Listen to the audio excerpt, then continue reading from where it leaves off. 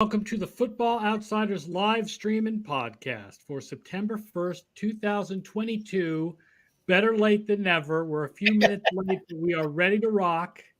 Ready to rock. And this is the final episode of our Football Outsiders Almanac 2022 team previews.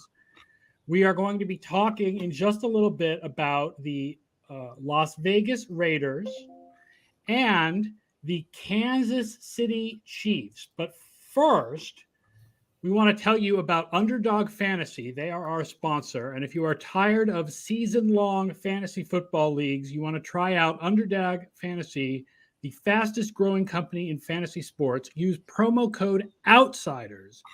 Double your deposit up to $100 and play in best ball tournaments with $10 million in total prizes. For a fantasy team, you don't have to manage all season long. Just draft now and let it do it for you. And then during the season, pick 'em product for prop betting markets, even in states where traditional sports books are not available. Promo code is OUTSIDERS for a free deposit match up to $100 at underdogfantasy.com or on your favorite app store. Now, we talked about the first two teams from this division on Tuesday, Denver and the Los Angeles Chargers, but they've made a little bit of news. Oh, first I should say Josh Dubow from the Associated Press was supposed to be our guest today, but Josh covers both the Raiders and the San Francisco 49ers, and the 49ers called a press conference. So Josh is unfortunately not joining us. It's just me and Mike to talk about the AFC West. And the big news in the AFC West is not one of the teams that we were planning on talking about. It's that Russell Wilson signed a 5-year contract extension, $245 million, including $165 guaranteed. I believe this now puts him third in average annual value and third in total guaranteed money among NFL players. What do you think about this, Mike? Well, I haven't had a chance to really look at the structure. And I'm seeing things like option bonuses. And I got to kind of look and really dig in. I haven't had time yet to what these option bonuses represent. But what was the number? 165 guaranteed? 165 million guaranteed. On the one hand, that's probably going to wind up being virtually guaranteed, more like 180, 200 million. I'm guessing some of these option bonuses are things that are going to trigger so easily and so quickly that there would have to be some kind of catastrophe for Russell Wilson not to reach them. So on the one hand, obviously a big deal for a perennial Pro Bowl quarterback, even one a little later in his career. The flip side of that is, and I saw a friend of the podcast, Matt Verderam of Fansided, pointing out, this has some trickle-down effects, starting with Russell Wilson. And anybody who was looking at the Deshaun Watson contract and saying, well, the wave of the future is fully guaranteed. Right. Clearly, I think the trickle-down effect is Lamar Jackson. Lamar Jackson. The next guy to sign. That's what I say. Lamar Jackson. Oh, if Deshaun Watson gets full guaranteed, Lamar Jackson's going to get fully guaranteed. Well, if Russell Wilson can't get fully guaranteed, then the NFL is going to distance itself from sort of that white elephant of the Watson contract. And Lamar Jackson, who again is still, it looks like, I think that the deadline has passed for him trying to get this new contract for this year. He's not going to get a fully guaranteed contract after this. Although I will say that as far as the amount of guaranteed money, like Kyler Murray got more guaranteed money than Russell Wilson. And I think part of that is age, right? Russell Wilson is 33 and Kyler Murray is still in his mid-20s. Right. But part of that is also what these options really look at. And that's what I want to say. If this is an option where next year, again, I have not seen it. In 2023, the 2025 roster bonus becomes vested. If it's that kind of thing, then it's more a matter of them playing games with the escrow money and the salary cap numbers than it is a reflection of what they think of Russell Wilson. But beyond that, you're right. I know Nate Geary, another friend of the podcast, pointed out that this is going to tie Russell Wilson to the Broncos until he's 39 or 40 years of age. Yeah. On the one hand, that's a risk. On the other hand, it's a reflection of the idea. What they're really doing is making him happy this year, next year, right, probably 2024, at the expense of those future years. When you have what you consider a Super Bowl window, and I think that's legitimate for the Broncos right now, despite some of our skepticism about their defense, you keep that window open by keeping Russell Wilson happy in that interim. Yeah, I mean, it's like we said when Murray signed the contract, and, when you have a win because of quarterback, when you have a guy who you win because of, and Wilson is definitely one of those guys still, You pay him, and you have to basically pay him based on, where you came up in line in the Right. time frame of quarterback contracts. So like next guy gets more money, and next guy gets more money, and next guy gets more money. And so the Watson contract kind of broke everything. Right. But it looks in retrospect like it didn't completely shift the market and is just weird. Yeah, everybody's just going that. The Mahomes contract, everybody did that too, but we anticipated that the $500 million contract was not going to be something other teams emulated. Watson's like on the other side of that. I believe Mahomes is now the number 5 quarterback in the league in average annual value. Right. Which is weird. But then there are these numbers coming up in like 2024 and 2025.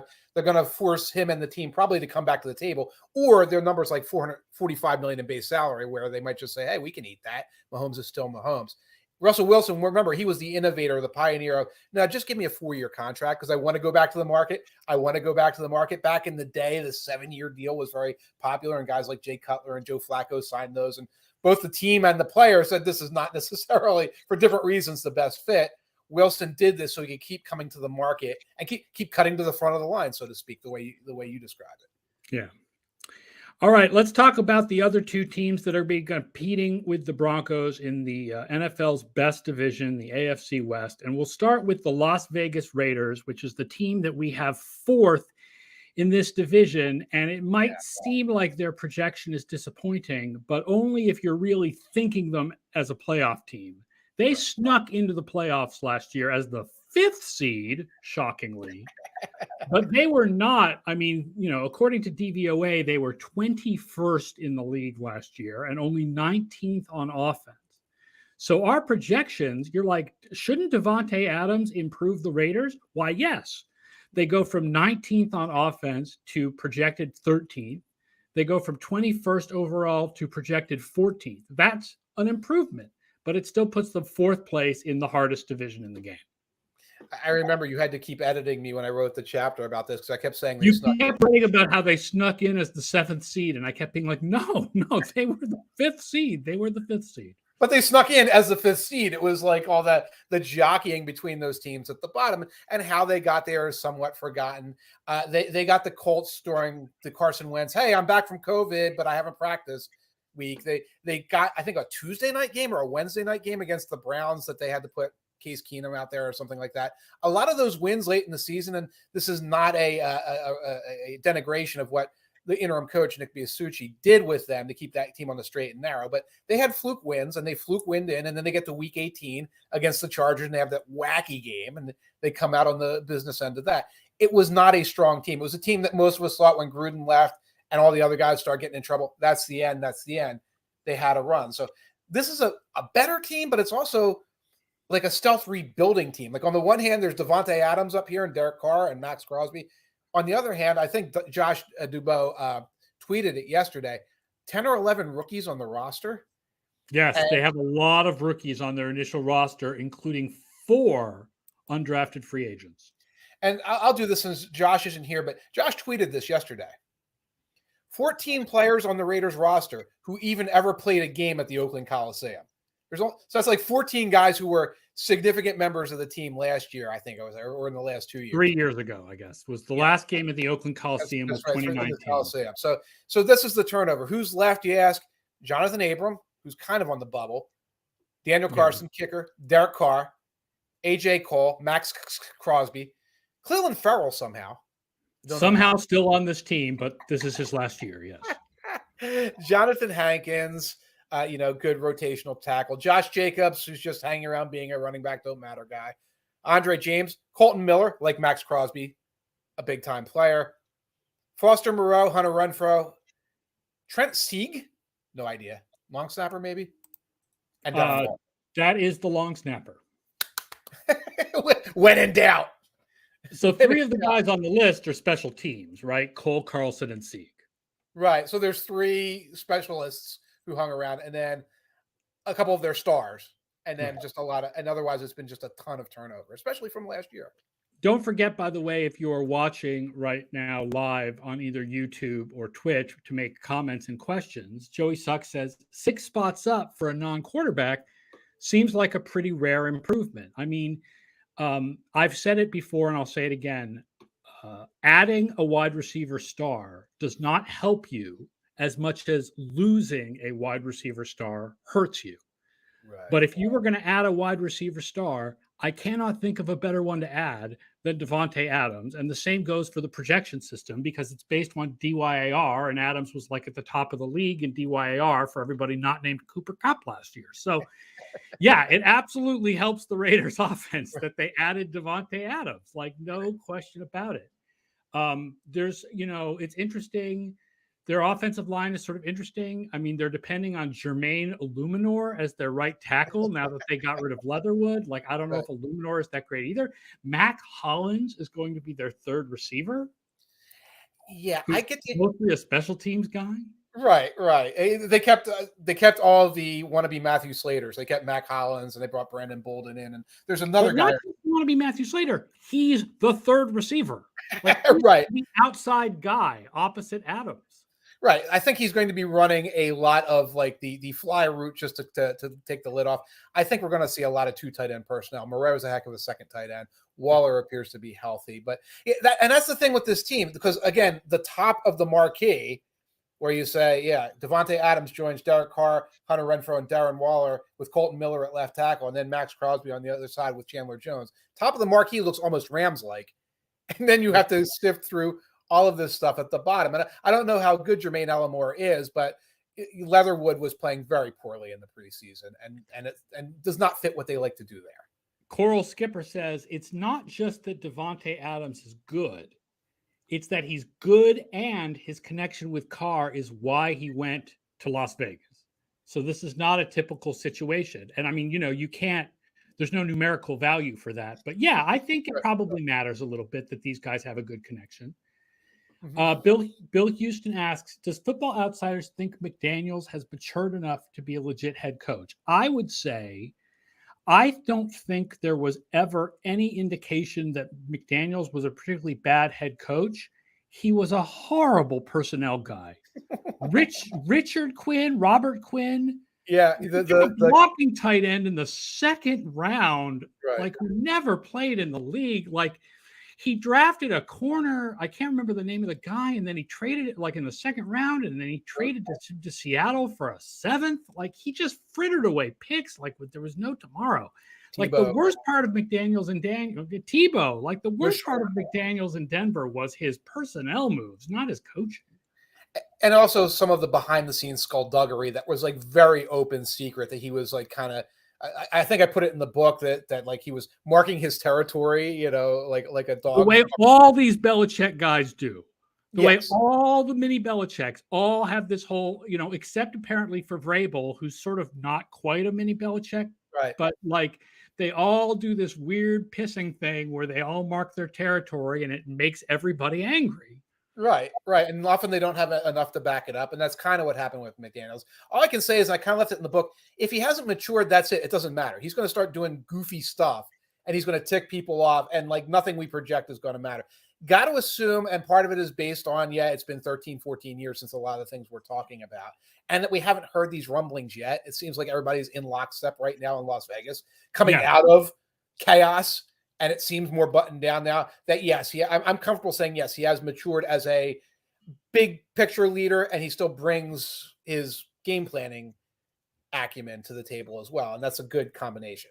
Yeah. And the Leatherwood move, I mean, it's not one of their guys, but it does send the message. If you suck, it doesn't matter what your draft position is, you're gone.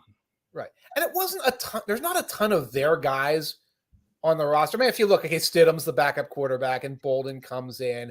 It's not gratuitous that they grabbed every old Patriots guy. It's not some of the stuff we saw from the Lions, some of the stuff that we saw from the Bill O'Brien Texans there. Brought in guys that he felt comfortable with, in some of these roles.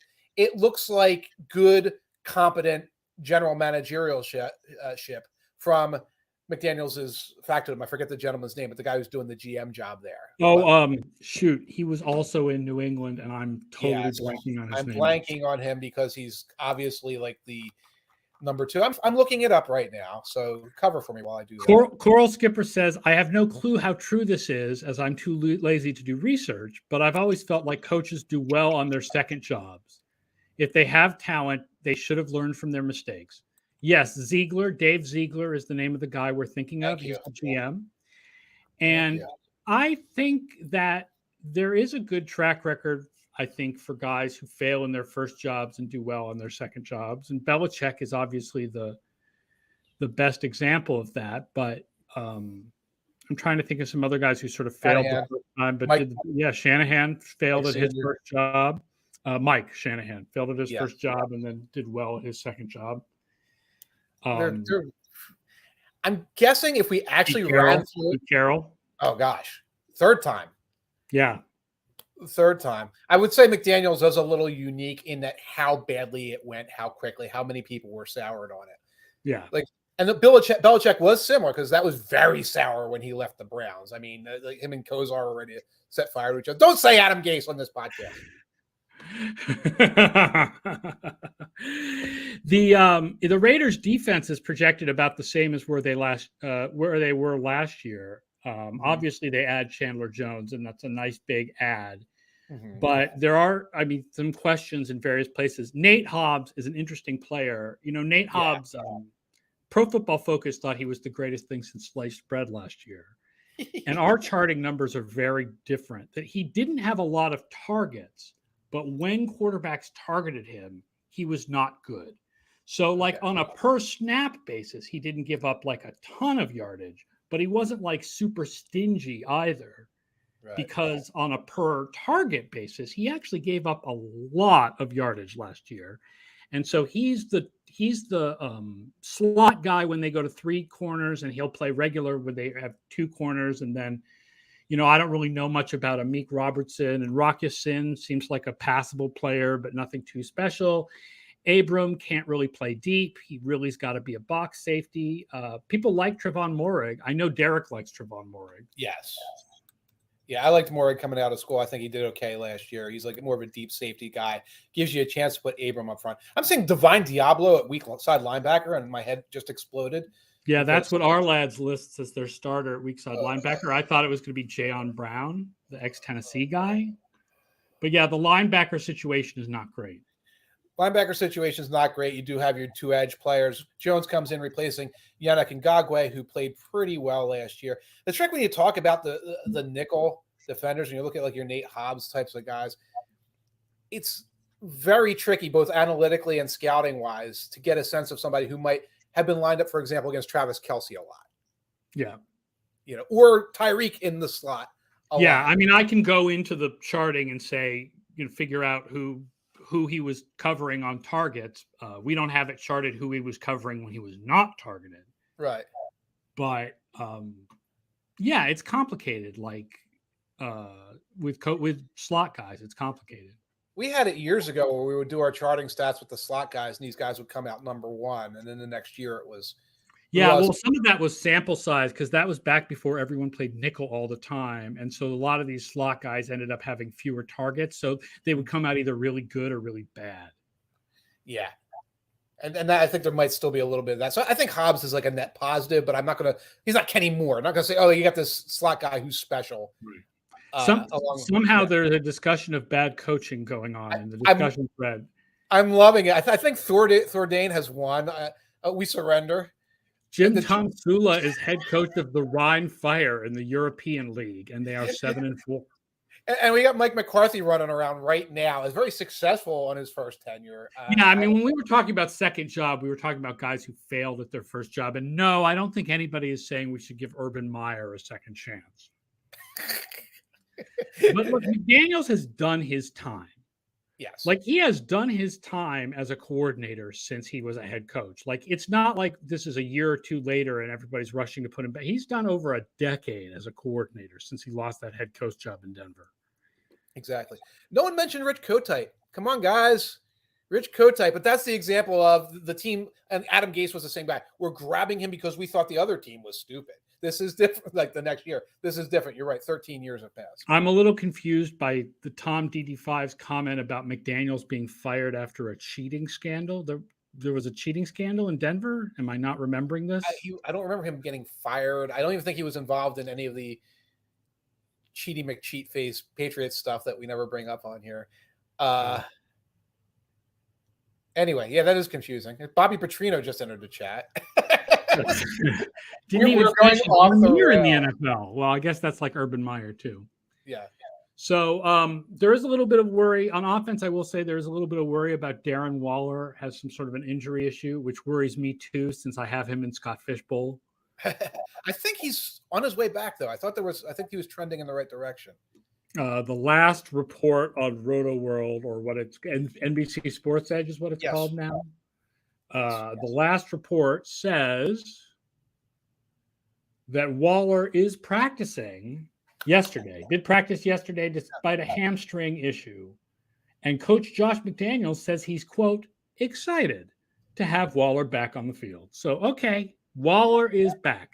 And yeah, Useful Title points out this is a bigger shock to me than the Denver thing, that anybody was willing to give McDaniels a head coach shot after what happened with the Colts in 2018. Yeah. Even that was 3 years, though. Even what 2 or 3 years passed before it happened. And it worked out for the Colts because Frank Reich is a good head coach.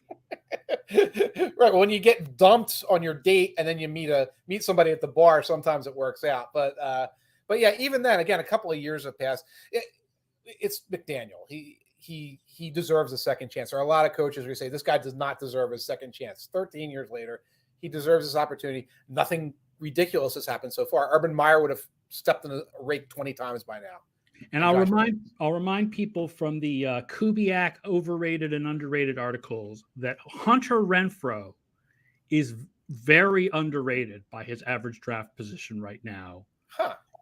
He, in a PPR league especially, like he's going to drop from last year when he was a top 10 guy, but he's not going to drop to like 32nd.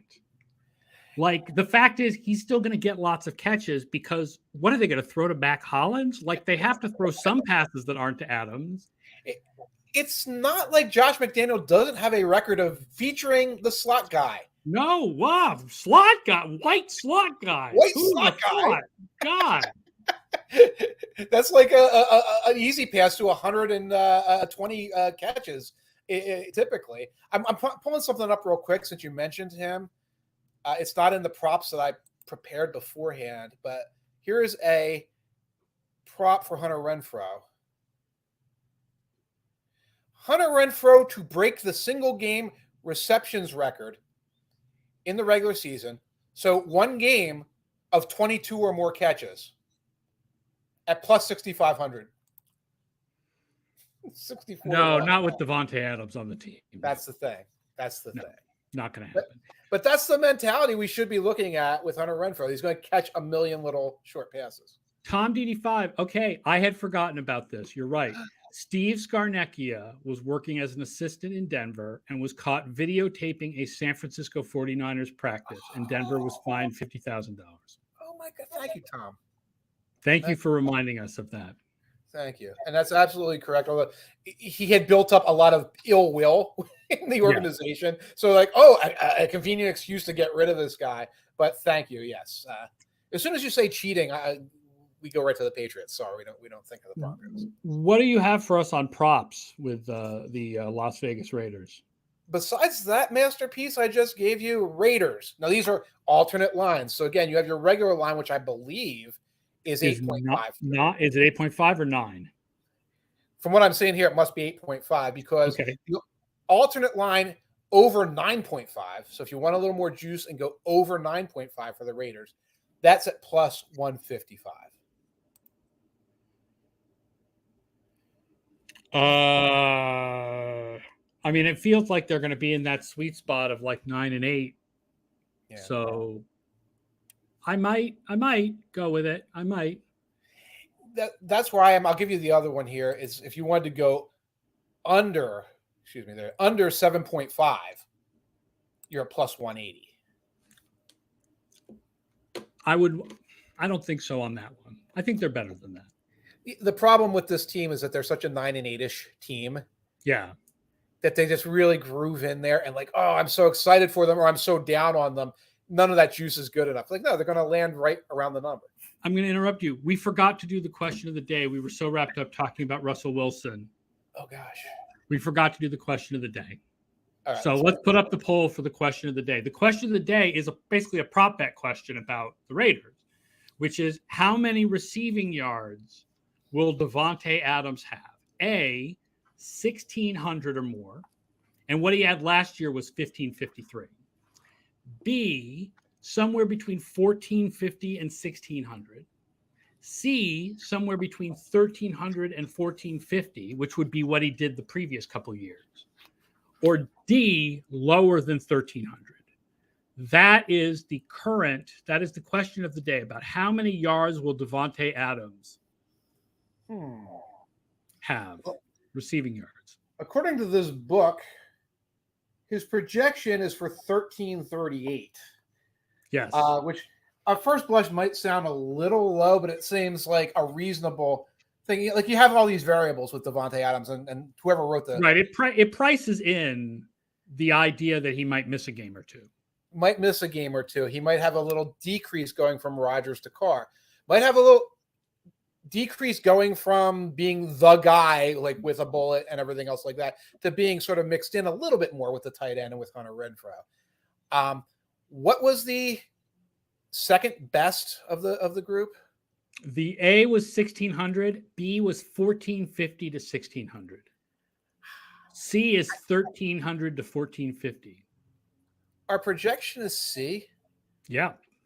But I'm a little comfortable with B because I feel like there's a lot's going to go through him there. There's going to be a lot of shootouts. Readers seem to like B. In fact, I was on Gabriel Morency's show, and we were talking about awards. And he seems like a decent dark horse offensive player of the year candidate. Yeah, definitely. If he does it without Rodgers, does the same thing as he's done the last couple of years. Yeah. Right. It's plus 1,800. So the number on that would be pretty cool. And yeah, you got a guy who comes in and say they go 10-7, which isn't that bit much better than that last year, but it'll look like a big success, like in terms of the expectations. And he catches 120 passes and stuff like that. It's definitely possible. Yeah. I got one more prop. Hold on. Davante Adams, Hunter Renfrow, and Darren Waller combined for 2,999.5, 3,000. So Adams, Renfrow, and Waller combined for over 3,000 regular season receiving yards, plus 150. Yeah. I mean, it's basically a bet that none of them will get hurt. Yeah. None of them will get hurt, and they'll just do their things. Okay. Oh, and there was another one. So we like that one. Since we're talking about Adams to have at least one 200-yard regular season game at plus 600. No, I mean, that's one of those fun ones to watch for the whole season, but I'm not. Yeah. I'm not. Yeah, I kind of like it better because of the plus 600 element, and because it's just watch the games and root for chaos. And there's a bunch of them, by the way, in my walkthrough this week. A lot of watch the game and root for chaos bets that you can drop right now. That didn't make my list of real favorites, but it's reasonable to look at. I like the other one with 3,000 yards between the three guys. One more question with the Raiders before we move on to Kansas City from Bill Houston. Does Gruden's recent non-apology weasel him back into the league? Well, it starts as if he wants to go to war with the league over all the other things he has in his emails that are going to get everybody else in trouble. If he keeps dropping that bomb, no. If not, he didn't need the Weasley apology, non-apology. Everybody would forget in a year or two. It's more a matter of whether he wants to still. I mean, I think at this point, nobody wants to bring him back as a coach. And I don't feel like he was a good enough TV guy that you want to take the stress of making him your color commentator. So I think, no, I think he's done being football adjacent. I don't know. TV's different because there's a level of you have to sell this to the world. Him reappearing as a consultant somewhere for a year or two and rebuilding his image that way. Maybe as a consultant, but like nobody's going to give him the coaching reins. They're going to look at the draft picks that he made and went, "Oh my." And that probably is it. It's not so much about the email thing as much as the email thing, coupled on top of the fact that he took this organization and was running it very sideways and downwards. Yeah. I think that is the case. Bill Houston says Gruden has retired into the black hole, which is feeding. All right, let's talk about the last team in the AFC West, which is the first team in the AFC West, not by our projections, but certainly by the standings for the last couple of years, and that is the Kansas City Chiefs, where, I mean, you know, we're still projecting their offense to be awesome. God, the projections hate their defense, like just hate their defense. Like it's a little weird, but some of it has to do with players that they've lost. Special teams should be good. I will note that I've upgraded their special teams a little bit from the book because I looked at and the fact is the Chiefs have been consistently good on special teams since they hired Dave Taub as the coordinator. So I upped their special teams a little bit in the same way that I do for the Patriots and Ravens. But the Carlos Dunlap signing didn't move the needle on the projections, I don't think. Because he's like a useful guy, but he's not like a really good edge rusher at this point. And rookie defenders don't do a lot in the projections. Is that correct? Rookie defenders help a little bit. Rookie defenders help more than rookie offensive players. So, yeah, they get some credit for Karlaftis and McDuffie. Yep. Okay. I guess when I look at this and I see 2nd and 30th, and I was like, oh, the offense looks a little higher than I would think, and the defense looks a little lower. So what? You move them to 3rd and 29th, you move them to 4th and 28th. Now, again, when we do that, you have to point out offense is more important in those rankings than defense. But this still generally looks like a recognizable Chiefs team, even if I say, oh, the defense should be better because of Dunlap and Karlaftis, and the offense should be weaker without Tyreek. And the schedule thing, like I pointed out on Tuesday's show, the 3 games that are different for 2 division rivals, okay, the Chiefs have to play the Bills, the Buccaneers, and the Bengals, while the Chargers get the Miami Dolphins, the Cleveland Browns with Jacoby Brissett, and the Atlanta Falcons. And that's it. And that's a huge difference in schedule. Right. That's just like it's an argument winner. Because if you start like really like micromanaging, well, what Jerry Tillery is still on the team, and what about this in the pass rush? It's those 3 games that are probably going to decide it. I mean, not that I don't think the Chiefs have a good shot at winning the division. I just think the Chargers have a better shot at winning the division, and I think those 3 games are the reason why. But the Chiefs are still a really good team. Like, this is absolutely a Super Bowl contender. We have them lower than Vegas, but this is absolutely a Super Bowl contender. I think they will do a better job of replacing Tyreek Hill than Green Bay will do of replacing Davante Adams. I think you're right. I think that part of it is that they did more work. I think Sky Moore was a better choice than some of the receivers that they brought in. And then you bring in a Juju Smith-Schuster, who everybody just sort of writes off, and this is a significant addition. I think MVS, for what he does, is a significant addition. And one of the things I talk about in the book is, okay, for this year, what's done is done, and you're not quite the Bills, and you're not quite at the top of the heap anymore. The idea, this is the pivot strategy towards more years of Patrick Mahomes' excellence with a team that might be a little bit more balanced on offense and have better defense. That makes perfect sense for these Chiefs. So if this is a 10-11 win team this year, you still have to worry about them a year, 2, 3, 4 years down the line, rebuilding around Mahomes because of the moves they made this year. Right. This is not a win now team. They have not gone all in.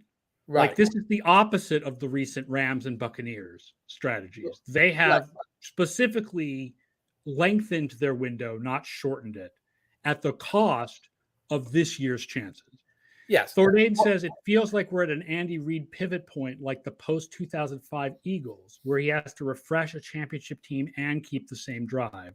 Although obviously Mahomes is a big step up over McNabb. Yes. I think a lot of that is, in the general broad picture, true. You're right. Obviously, Mahomes gives a much more of a future. And were more draft picks and everything put in this year. And there was less drama, of course, because T.O. was a big part of that. But this is sort of like a lesson learned. How do we refresh this roster type of situation, I think. There was some pushback to me and Brian. You know, Brian and I wrote this piece where we gave our picks on awards. And we both picked Mahomes as the favorite for MVP. And there was some pushback in the comments based on the idea of Mahomes' stats dropping last year. Like, he was not the number 1 quarterback last year by any advanced metric. Right. I know PFF's grades really had him dropping. I feel like you have to look at more than a year. Like, when you think about who's the best quarterback in the game, you think about the last 2 or 3 years And then you also think about age, right? Because the fact is, there is a chance of Rodgers declining, and there is a chance of Brady declining, and that there's a better chance of that than there is of Mahomes or Herbert or Allen declining. Right. And I feel like when you look at that larger picture, you still have to say Mahomes is like, who would you bet on to be the best quarterback in the game this year? Probably. My number one bet would be Mahomes. Mahomes would be there, and then like Josh Allen would be there, and then the legacy guys would have to stay there. But like, right, I'm Mr. Herbert's above Allen, so Herbert would need to be there. Yeah, but Mahomes would be number one. Like, I still feel like Mahomes would be not who was the best quarterback last year. Right. Who's most likely to be the best quarterback this year based on age and not just last year, but the last 2 or 3 years? I feel like it's still Mahomes. Yeah, if you're picking Herbert over Mahomes right now, you're basically, I hate to say, it's just you liked what you saw in that the fourth quarter in week 18 or something like that. I know it's more to it than that, but you're basically saying, I haven't seen the slump yet. I haven't seen the downside at all of Herbert yet. Therefore, he's going to continue to have upside. Whereas with Mahomes, we saw some of the downside last year, and some of the downside last year was big wins and games that he was able to pull it out one way or the other on. It's just that, like, you do have those misfires, and you had the whatever happened in the second half of the game against the Bengals, where he suddenly forgot how to play football. And people have had bad halves. Montana had bad halves in the playoffs. Like, people have had bad halves in the playoffs before and come back and been fine. And Justin Herbert had bad halves against the Texans last year, but it was a 1:00 game that we didn't necessarily see earlier in the season. So you can say, oh, he grew out of that. Well, maybe, or maybe we still have volatility. We have volatility with Mahomes, and it's best quarterback, Hall of Fame caliber quarterback down to Pro Bowl caliber quarterback. There's definitely a chance to swing back up, even without Tyreek Hill. Brandon Roney points out Mahomes was number one in the league, I'm assuming, in EPA per play, including both the regular season and the playoffs, ? Until the second half against Cincinnati, when he just forgot how to play football. Like, it was weird. Right.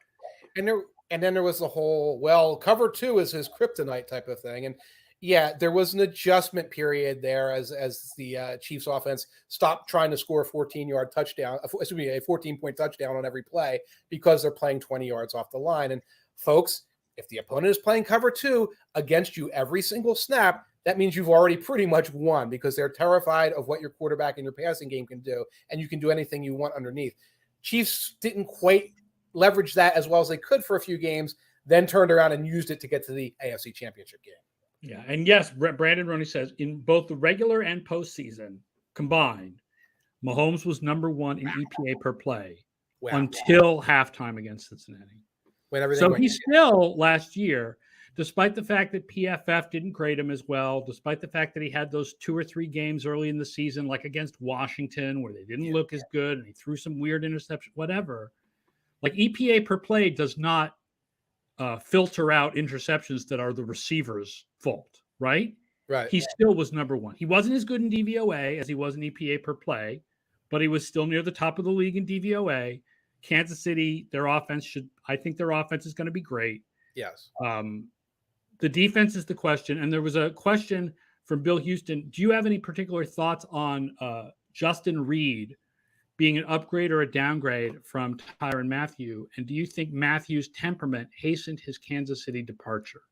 I honestly think that was mostly salary cap. They knew how to work with the Honey Badger. They knew what they were up against. I think that's true. Yeah. I mean, it's kind of like the diva receiver, but on defense. And Reed knows how to deal with that. Spags knew how to deal with that, etc. I think Reed is a downgrade because you don't get a lot of the flexibility in the slot. Some of the other things you can do with Mathieu. One question I have with that is, how many more years can you do those things with Mathieu? How good an idea was it really to put him in some of those positions moving forward? In the long run, I think going more conventional in the secondary and that shell there might make more sense, but in the short term, it's a downgrade. Yeah. What kind of fun props do we have for the Kansas City Chiefs? Let's see. Chiefs over 11.5 plus 160. That's steep, isn't it? Yeah, I mean, I don't think I would go with that.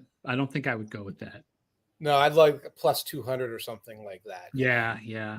I mean, the reality is I kind of root for the Chiefs in the AFC because they're just so darn fun. They're just so much fun to watch. Yeah. And there's an Andy Reid connection going back in my heart and all. But I need more action to actually put money on top of that. No interest whatsoever in under 9.5 at plus 200, though. Well, our simulation may be overly conservative, but it would like that bet actually. Yeah. Our simulation likes that bet for plus 200. I mean, I think our simulation is over conservative, but still for plus 200, I think I might take that. You're talking about tripling your money if they go under 9.5. Right. Well, betting with my heart, I'm not doing it, but yeah, there's an argument to be made. Joey Sucks is over under 4.5 mentions of cover 2 per game for the season. I might go under. You're going over? Over. Okay. On Twitter, the over-under is 4.5 million mentions. Yes, that's true. And at least 1/10 of them well-informed. Also, let's see what we got here. Patrick Mahomes to throw for at least 500 yards in any regular season game at plus 800.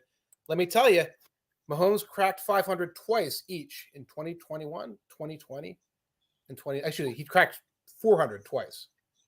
But not 500. Not 500. Yeah, so 500 is a hard one to bet on. That's a hard one to bet on. It's very rare. 500 has only happened about 3 times in the last 3 years. Joe Burrow, Ben Roethlisberger, and I believe Jared Goff are the only 500. Yes, Jared Goff. Jared Goff against the Buccaneers in a turnover battle with Jameis in 2019. He did it. So forget what I said, but the bet still stands. You can get plus 500 for Mahomes at plus 800. Fun. Over 500 yards for plus 800. Yeah, and Joey Sucks says it actually looks good because of if the defense is not as good. You're basically saying one of these shootouts will go completely off the rails and he'll get 500. Again, you can check walkthrough for props like this. Kind of okay with it. Don't love it. Here's another Mahomes prop that you might like better as soon as I click it. Mahomes over 5,000 regular season passing yards and over 40 regular season passing touchdowns at plus 180. So 5,040 over both at plus 180.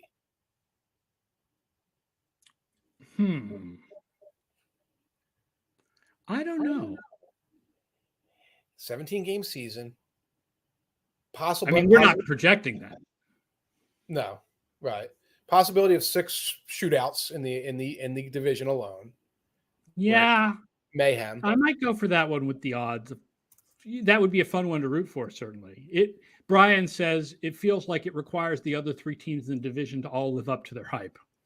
Yeah. On offense, at least, yeah. Yeah. These props are these are not on these are not on Underdog. Underdog does more of a fantasy thing, not so much a props thing. These are available on DraftKings, but stop by Underdog and you can see all kinds of fantasy options and games, not just for football, by the way, also baseball, and when the season comes, basketball and hockey. Didn't see any tennis, but they might have tennis too. I don't know. Can you do best ball for tennis? Take like one set of Serena Williams and one set of some other female tennis player. I don't know the name of any of them who are not Serena Williams. I don't know. That would be a pretty wild. Do you know the name of any female tennis players who are? Okay, wait a minute. I have a better question. Do you know the name of any current tennis players at all who are not Serena Williams, male or female? There's the anti-vax dude. I know him. Yep, that's the only one. No, Novak Djokovic. I can only name 2 current tennis players. Oh, Naomi Osaka. I can name 3. Sloane Stevens, right? Vern Stevens' daughter. She's still there, right? She still plays, right? I don't know. Right. She's like a 17-time champion, by the way, and I'm referring to her as the old fullback of the Patriots' daughter, which is like, I know, kind of toxic on my part, but I got them all up here. Anastasia Potapova. Does Venus Williams count? Has Venus retired yet? I don't know. I don't think she's in the Open right now. We're not tennis people, is what we're saying. We're demonstrating frightening. Get Bill Connolly on here. Bill Connolly likes tennis. We are not tennis people. Demonstrating male or female. Frightening level of incompetence right now. And not helping the sponsor at all. Underdog Fantasy, I don't think they do tennis. They do a lot of baseball and football, though. Go check it out. use the promo code Outsiders to get a $100 deposit match. And tell them. Yes, and best ball is cool. Best ball is cool because you don't have to do all that watching the waiver wire and watch as that one guy in your league who like really pays attention to the waiver wire, snipes everybody, especially in other sports. Like I've got it like in basketball in our multi-league where we do 3 sports at once. Like Ian Dembski is the only person who pays attention in basketball to who the young guys are. And he constantly takes the good guys off the waiver wire before anybody else notices they're there. And like a best ball, it would be nice to do best ball and not have a waiver wire in basketball. Agreed. And like around here, it's like Football Outsiders, Ian O'Connor, and he's like jumping on there and like grabbing guys while we're writing about them. We can't even pick them up in the waiver wire because we're actually trying to update the things. But I'm the old uncle in the fantasy league. I admit it. I used to be like a shark with this stuff, and then I'll draft a team, and then by week 5, even though I'm writing about these guys, I forget about it. I'm kind of bored with it. I'm done with it. I get outbid for somebody that like I interviewed 2 weeks earlier. It's frustrating. Go to something like Underdog. It's best ball. You just fire and forget. Draft a team. Get in there, see if you win money at the end. And there's a lot of other like weekly DFS things there as well you can check out. All right. So final question for the show. In your heart, Chiefs or Chargers? Can the Chargers overcome and actually win this division? In my head, the Chargers. And for all the reasons you said, and because Justin Herbert does look that good, and I do like Brandon Staley, in my heart belongs to the Chiefs. But in my head, I think the Chargers have all the things they need to do this, including a slightly better schedule. I'm rooting for the Chargers, and they're 3 or 4 actual fans. I do think the Chargers, and Bill Houston says, and this might be how it comes out. Chargers win division. Chiefs are the better team. Like that's Chiefs have a slightly higher DVOA, but because of the schedule, the Chargers win the division. Are you ready to write those articles every week about how the Chiefs have better DVOA, but they're behind the no, because I'm not going to have to, because it's not like the Chargers fans are going to be coming after me. There aren't any. Oh my God! No, I kid. There are some, but there's 3 or 4. They have like a hockey-sized fan base, right? Like, I mean, how many more are there? More Boston Bruin fans or Los Angeles Chargers fans? I don't know, but I'm guessing if you go to a Bruins home game, it's all Bruins fans. You can't say that about a Chargers home game. Yes, it is. Right? Like most football teams have a football-sized fan base. The Chargers have like a hockey-sized fan base. So they have a fan base. And George Karlaftis got a mention in there, and I don't think it was from Purdue. Bill Houston says Karlaftis has looked really good as he has slimmed down Frank Clark. I mean, they get points for him in the projection, but there's no points in our projections for looked really good in the preseason. Right. He is plus 1,600 for Defensive Rookie of the Year. So that's a thought because he's going to get sacks, a lot of sack opportunities, going to be opposite Clark, going to have Chris Jones on that same line. So he could be the guy who winds up with a dozen sacks, whereas Aiden Hutchinson, as good as he is getting blocked all the time against a game where they're running out the clock. Bill Houston also points out there are more tennis fans than Chargers fans. Well, that's true. That's true. If people are going to come after us, it's tennis. Tennis fans do like tennis. Yeah, we're done. This is never going to fly as a tennis podcast. All right. That does it for all, not just for today. That does it for the entire Football Outsiders Almanac 2022 preview series. We have hit all 32 teams over 8 weeks. Congratulations, Mike. We hit them all. We made it. I went to Europe. I came back. We were still doing it, but we did it all. We caught them all like Pokemon. So let's talk about the schedule. No podcast live stream from Football Outsiders Monday and Tuesday. Regular in-season live streams begin Wednesday at 1 p.m. with the NFL News Show with Cale Clinton and Jackson Roberts. Ooh, cool. Then Thursday at 1 p.m., you and me, Schatz and Tanier. And then Friday at 1 p.m., Derek Klassen's film review, game preview with Cale Clinton as his co-host. Awesome. So Wednesday, Thursday, Friday. Oh, and there's the betting show. I don't think the betting show is live. I think the betting show is recorded, but will be on YouTube and on the podcast feed. There will be a betting show with Ian O'Connor and Tom Strachan, our new fantasy guy, a betting and fantasy show on Thursday. Awesome. So all that starts on Wednesday, September 7th. So come back 1 p.m. Eastern, live stream here on our YouTube channel, on the podcast network, starting Wednesday at 1 p.m. Eastern. Until then, I hope you all have your Football Outsiders Almanac 2022. Joey Sucks asks, is there still a Win the Wire show? I've got to run a whole schedule somewhere. But no, the fantasy show is going to be the Thursday show. The Thursday show with Tom Strachan is the fantasy show. Last year, we did fantasy shows on Tuesday and Friday. Okay. This year, the schedule for there's short form waiver content. The 1 p.m. schedule is. I have no idea. Go on. Ian O'Connor and Mike on Monday. Yes. The DVOA data show with Vince, Brian, Knowles, and me on Tuesday. Yes. Then the news show with Cale and Jackson Roberts Wednesday. Then me and Mike doing our thing on Thursday. And Derek Klassen and Cale on Friday. Those are the 1 p.m. live streams that start next Wednesday. And if we can barely keep it straight, don't worry about it. Just tune in 1 o'clock. Two of us will be talking about something. Yes, there will be Football Outsiders people here starting next Wednesday at 1 o'clock Eastern every day. Yes. All right. That does it for the show. Thank you so much for listening. Like and subscribe. Please like and subscribe. Please, please, please. Tell your friends about our shows, and we'll be back with you next Wednesday, 1 p.m. Have a good Labor Day weekend.